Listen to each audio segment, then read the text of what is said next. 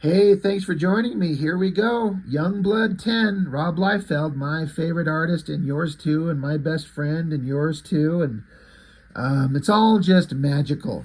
Um, did issue 8 was the last one we did.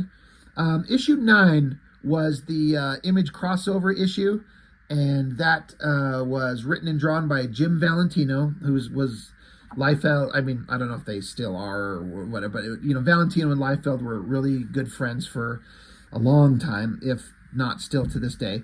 And so Valentino did Youngblood, and that issue 9 has nothing to do with the storyline that was going on here. So it's just like some random, like, oh, by the way, here's a story about Bad Rock trying to get a movie deal. Valentino's artwork was never my favorite. Like, he's a talented, nice guy, but his artwork was not anything that interested me at all, especially in Youngblood.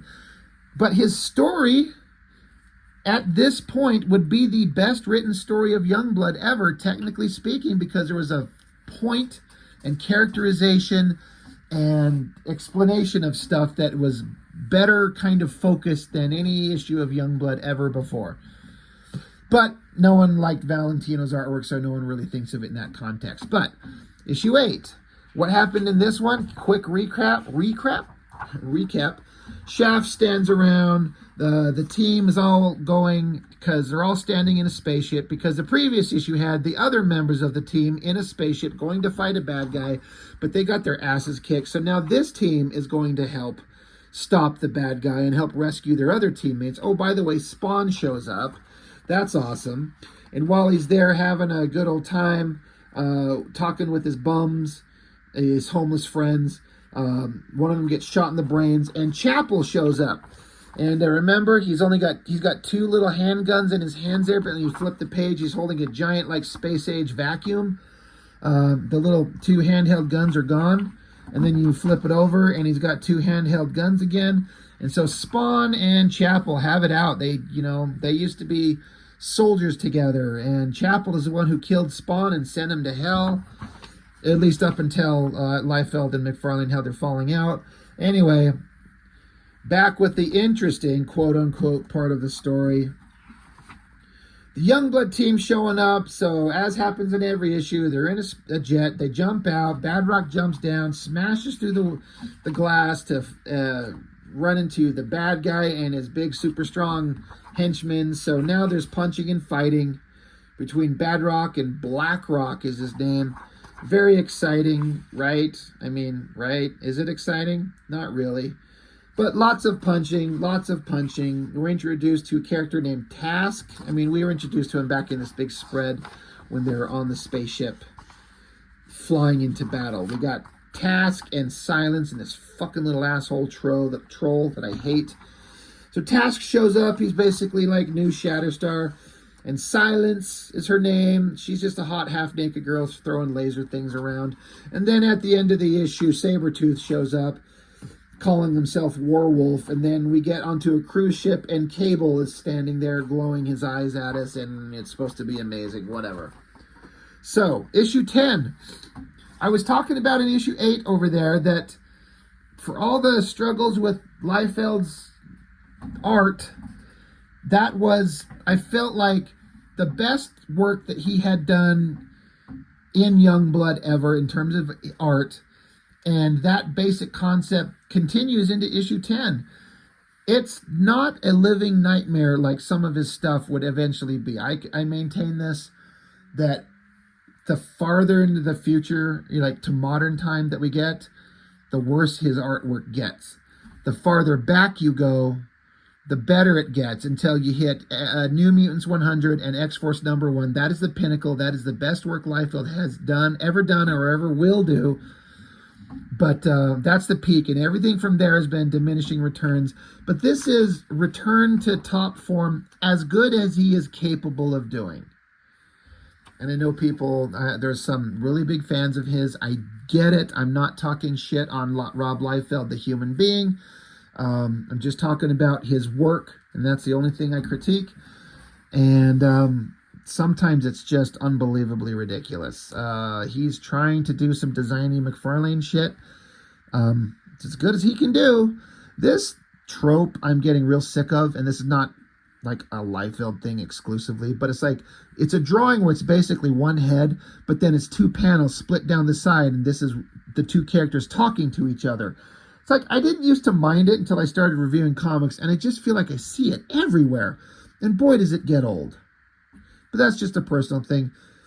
Chapel facing off against Spawn, pointing guns at each other. Well, he's pointing his guns. He's got his robotic dildos strapped to his face. And Spawn goes into a little quick backstory of how he came back from hell. Again, Liefeld trying to do some designing McFarlane type shit with the head and the cape up here and doing chains for borders. But you can tell this is not a guy who wanted to spend time drawing these chains, because the most boring way to draw chains is to draw them straight on, like each link, like this, the ones that you can see on the side is just straight up and down, and the ones you see flat, it's just flat angles on them. Where a chain, really, they're not like at hard, God, I don't know how to explain it. They're not at like hard straight angles like this. They sit at varying angles to be more naturalistic and real looking. This straight, rigid stuff doesn't look as interesting as I think he was probably trying to go for. It's kind of boring, actually. But we got Naked Al Simmons. That's always fun. That's an adventure. Just giving a recap of who and what Spawn is. So Chapel, he's after something. We'll get to it because we got to get back to the fight. So we got Silence, Task, Badrak, Noit Saber, Black Rock, and then the bad guy Matic, and of course Sabretooth, who's calling himself Warwolf. And he says, "One Warwolf, primed, ready, and coming at you, baby. I sure hope that swizzle stick you got there ain't no symbol of our everlasting love for one another, Mickey, 'cause I means to break it off." That is some of the worst dialogue I have heard in any comic in the history of ever. It sounds like that kind of way of speaking, this verbiage that Sabretooth actually talks like this. But if you're going to have a visual representation of a character that obviously looks like Sabretooth but is not, have him not speak exactly like him too. Have him speak really eloquently with like big words or something like that. Do something different. It's really fucking stupid. I always thought this Warwolf was just the dumbest thing ever. But he jumps down there and stupid Night Saber socks him in the face, sends him flying. So Night Saber's pretty proud of himself. And so Warwolf mutates into some giant creature that looks sort of similar to a wolf-like creature that Dale Keown drew in an issue of Pitt, with this, the way his face is and these big teeth and all the goo hanging off him. It feels like it's him trying to do what Dale Keown was doing with this werewolf monster that was fighting Pitt. This beautiful issue of Pitt. I really love that one. But now he's a giant wolf thing, and so he takes a couple of quick swipes at Night Saber, and I guess he just ducks around him because it doesn't rip his head off. Lots of drool from the monster as he talks. Let's see if the dialogue is still terrible. "What's the matter, pretty boy? You gone all quiet on me? You waxin' nostalgical about how our roles been reversed since those far-off days when you was the troublemaker and I was the hero? Or you just choking on fear? Either way, it's fine with me, Mickey, 'cause I'm coming to get ya, and not even your new friends are gonna be able to piece you back together when I'm done with you." That is just the worst dialogue ever. But Task and Silence, they're both fighting bad guys, kicking them both straight in the nuts. Task is like, "Silence, Night Saber's in trouble." And she says, "Forget him. Fuck him. We're taking charge of this fight right now." All right, well, forget your teammate. So then we get to have like the Psylocke issue 1 X-Men kicking Magneto in the face pose, where you get to stare at her crotch in her half-naked outfit. with the screamy face. And then we get Task, who's just supposed to be, looks to me like he's just trying to be the new Shatterstar, because he's got the same stupid football helmet. The text is explaining who they are. She's from the blood pool, and she was awesome, and she's been waiting for a chance to cut loose, and this is it. And Task, he was created to be the perfect physical specimen, but he ended up being the only one out of a bunch of them that actually worked, and he's just the best of them, and he likes to fight. He loves to fight. So we get a couple images of him using a sword to cut up some robotic creatures. Okay, great. Then he stands here holding his sword like his big pointy dick, because we always like to see that type of stuff, as these robotic creatures are just like, do we need to spread this out over 2 pages? I mean, I guess it's a way to fill up space. Oh, right. Badrock is fighting Blackrock. Just these big round shapes punching at each other. And Badrock looks like he's getting his ass handed to him. Very exciting. Task, we're back with him. I always kind of thought the pose here on this guy jumping, there's a lot of nice folding up of the body and twisting. In terms of like the gestural sketch of that figure, I think it actually looks really good. It really works. Looks like a psychotic, angry monster, because that's what Liefeld likes to draw, with the eyes and the nose and the mouth full of teeth and drool. He comes along and slices off Blackrock's head. This ugly ass pointless villain thing cuts his head off, and so it goes flying, and then apparently his head shrinks down because his hands are giant, but his own headless body grabs his head as it flies off and then just reattaches it. It's like back on, and he's like, well, that don't work. Well, okay, well, oh god, now we got to turn the book on its side. So we get this angle works pretty well, where he's really big and huge, and we get Silence standing there silently to make her look small as compared to his big ass. So what is the girl gonna do, right? Well, she uses her mental powers, and it blows his brains up, and I guess he just falls dead. Maybe not dead, I don't know. But he's defeated. Okay, well, good job, Silence, whoever you are. Oh, god damn it, we got to keep the book sideways. You know, anatomically, it's still bad, but he's done so much worse in modern day. I kind of think the face on this girl and her hair look okay. Like, I don't have a problem with her face and her hair. I gave her massive tits in this ridiculous uniform that she's wearing, this little swimsuit thing.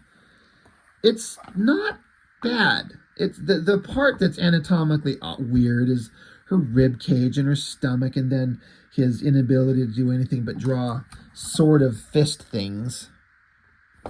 And so Badrock's like, hot dang, he literally says. I gotta hand it, you guys, you're good.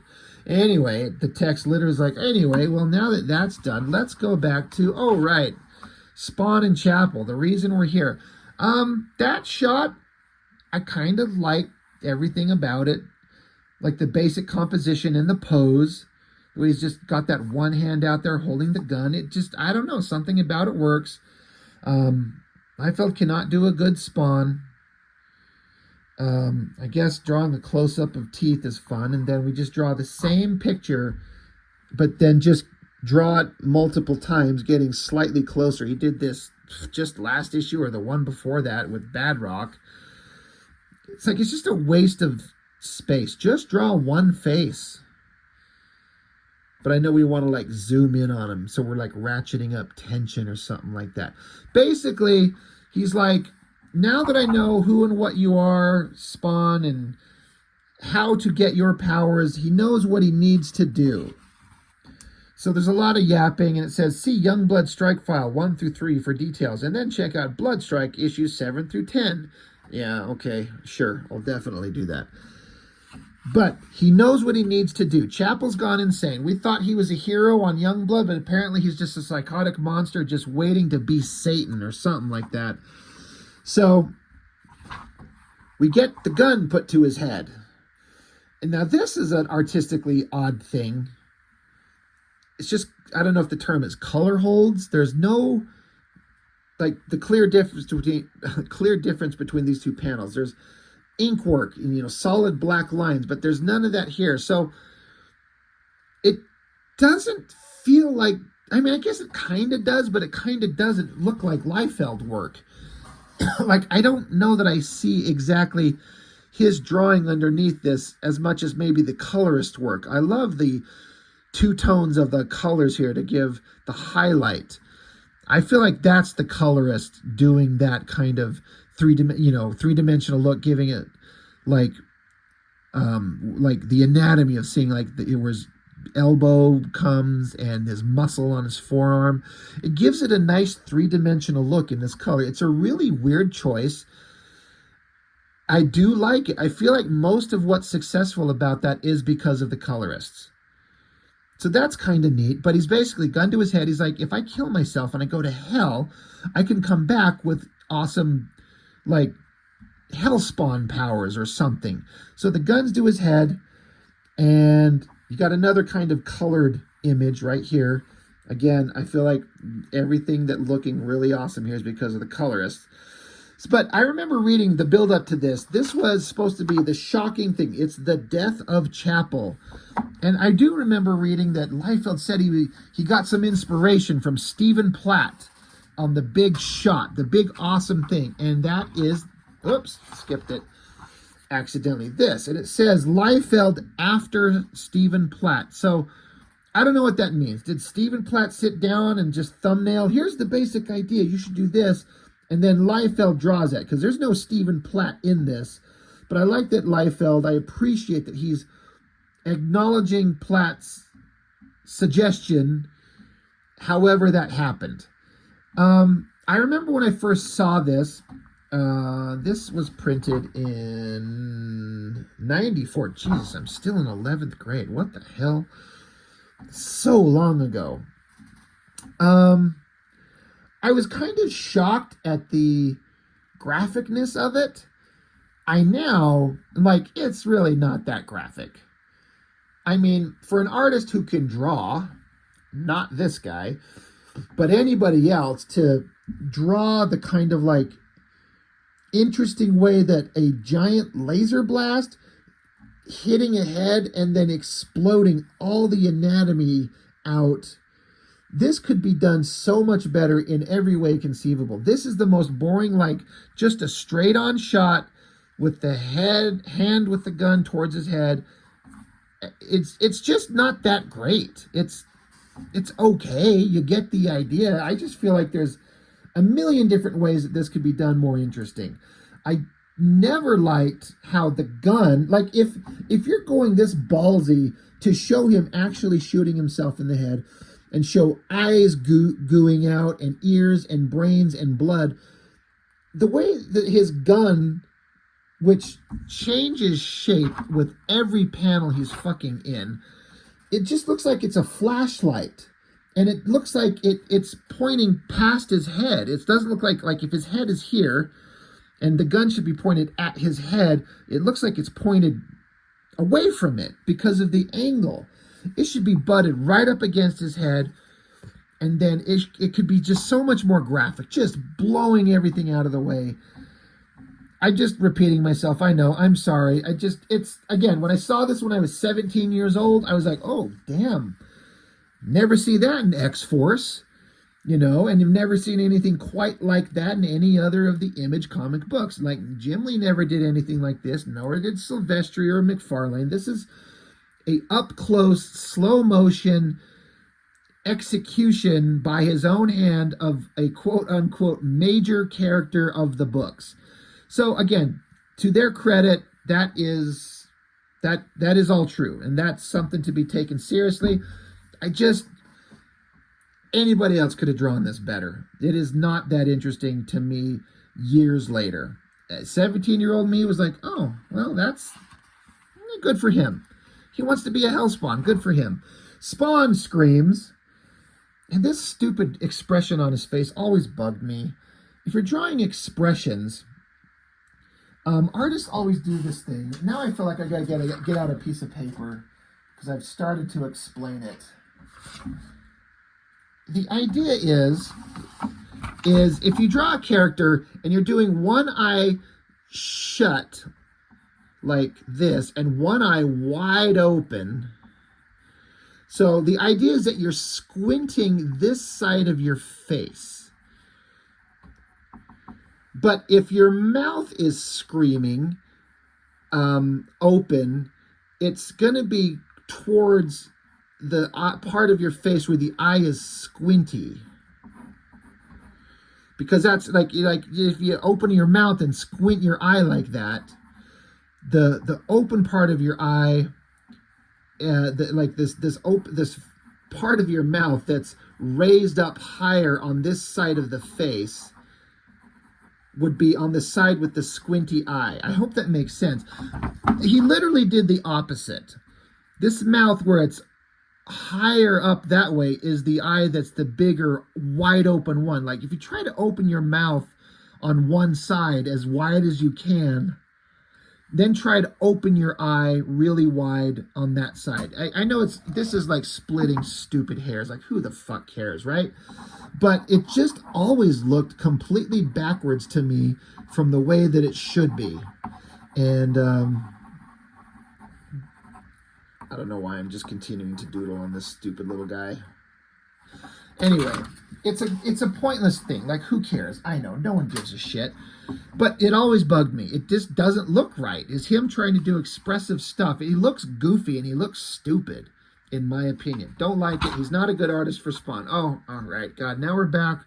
Night Saber is still fighting the giant Dale Keown pit monster thing. Fight, fight, fight. Laser shots. Look at that body of Night Saber there and try to track that anatomy. This upper part of his body looks like this is his chest out this way, but then that's his bare ass in the back of his legs. So it's, how does he, this is his back to us, but how is his arm bent that way? Like he's literally got his upper body twisted in the wrong direction from his lower body. It's stupid. And then he looks like an evil satanic screaming monster. But then the wolf monster gets shot with a bunch of arrows in the back, and Night Saber's like, oh, what's this? Oh, God, we got to turn the comic on its side again. Shaft shows up, surfboarding on the back of a couple of robot, diehard android things, as if we give a shit. So they come down, and they all have, like, open-mouthed, screamy conversations. Shaft just stares. Giant explosion. This is all not interesting. We're past the interesting part, where Chapel blows his own head off. And the bad guy, Maddock. Now everyone's lying on the ground, I guess. Look at that fucking... Look at that. That is Silence, the hot girl. What in the hell happened there? You've got to be kidding me. Do you know how big on an 11 by 17 board that face is? That is embarrassing. Like, please tell me that you don't look at that, and you, even if you're the biggest Liefeld fan, you have to look at that and go, okay, that's pretty fucking bad. That's embarrassingly stupid. He just fucking surrendered. He just gave up. He's like, I'm going to draw, like, a triangle and cross-hatch it in and put a tuft of hair on it and call it a girl's face as she's knocked out.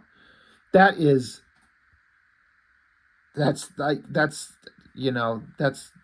maybe one of the worst things, if not the worst thing he's ever done. It's so bad.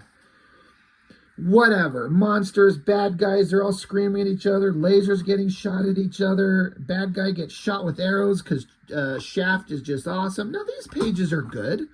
Like, he could put in all this time and effort to do that, but he just gave up. Like, that's a hard angle on that girl's face. That is a tricky angle. Just, if you're not in the mood when you're drawing this page, just stop. Go draw this page and come back the next day, and maybe you'll have the energy and the ability to do that. Or put it in silhouette, or fucking eliminate it. It would look, this page would be 1,000 times better if that just wasn't there. But it's just such a glaring, laughable goof up. But, angry face, Shaft is pointing arrows at him. Reverse angle on that shot. I kind of don't mind that shot on Shaft's face. You know, it's as good as Liefeld can do. It's not bad. And then we get an interlude. We're in an alleyway, and Ninjak from the Valiant comics shows up. So you get Ninjak, you get Warwolf, you get Cable, you get all kinds of characters from different comic companies fighting shapeless, nameless, formless, humanoid bodies.